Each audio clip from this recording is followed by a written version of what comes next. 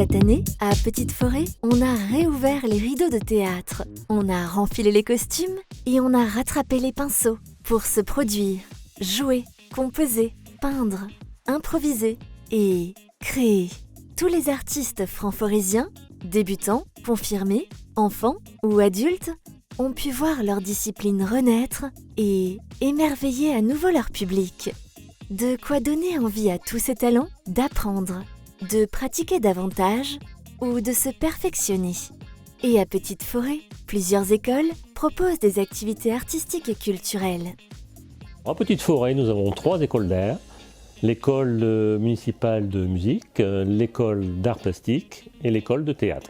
Ces écoles sont ouvertes à tout public franc-forésien et également les extérieurs, enfants, ados et adultes.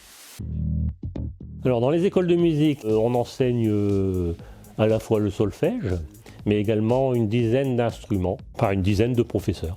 Il y a des présentations, des représentations, donc beaucoup de spectacles, notamment dans la salle Barbara, mais aussi hors des murs de Petite Forêt. Il y a aussi également au niveau de la bibliothèque, là où on se trouve, des concerts lecture. Dans les écoles d'art plastique, effectivement, alors là, les élèves commencent par l'initiation jusqu'au perfectionnement. Ils font des tableaux de peinture huile, acrylique, également gouache. Des ateliers peuvent aussi être mis en place plus temporairement avec du travail du bois, du papier, du dessin, mais ça cible des périodes particulières comme la fête des papas, la fête des mamans, Noël, Saint-Nicolas. Il n'y a qu'une seule exposition par an où les élèves peuvent exposer ce qu'ils ont fait durant l'année. Dans l'école de théâtre, les enseignants enseignent l'art dramatique ludique. C'est une représentation sur l'année où tous les élèves sont réunis pour faire un spectacle tout à fait original sur le travail effectué durant l'année.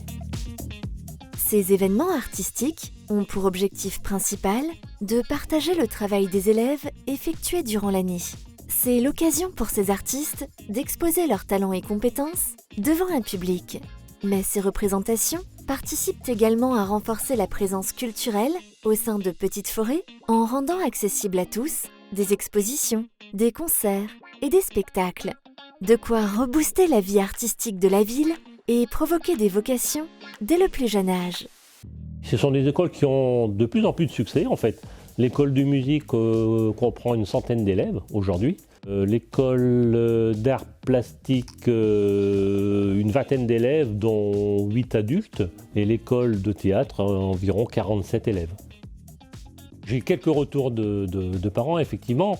Les avis sont extrêmement positifs et les parents sont très satisfaits d'y mettre leurs enfants. Et les professeurs, effectivement, ils sont fort présents sur Petite Forêt, dans les ateliers de Petite Forêt depuis un long moment. Et ils sont effectivement très satisfaits de l'investissement de la commune et donc des élèves qui participent à leur cours. Comme on le dirait pour un film de cinéma, le box-office s'enflamme pour les écoles d'art à Petite Forêt. Une hausse qui assure un avenir prometteur et de nouvelles perspectives d'évolution pour ces lieux d'apprentissage et de formation. Les écoles d'art sont déjà effectivement bien structurées, avec beaucoup d'élèves. Donc, dans un avenir proche, effectivement, notre souci, c'est de les faire encore grimper en compétences, en projets également. C'est chez les petits, maternelles et CP, CE1, où la fibre culturelle et artistique se développe. Les élèves, effectivement, peuvent développer des sentiments, des sensations avec les autres et s'enrichir humainement et socialement. C'est donc avec fierté que la vie culturelle franc-forésienne résonne dans les instruments, s'affiche sur les tableaux et s'exprime sur les planches.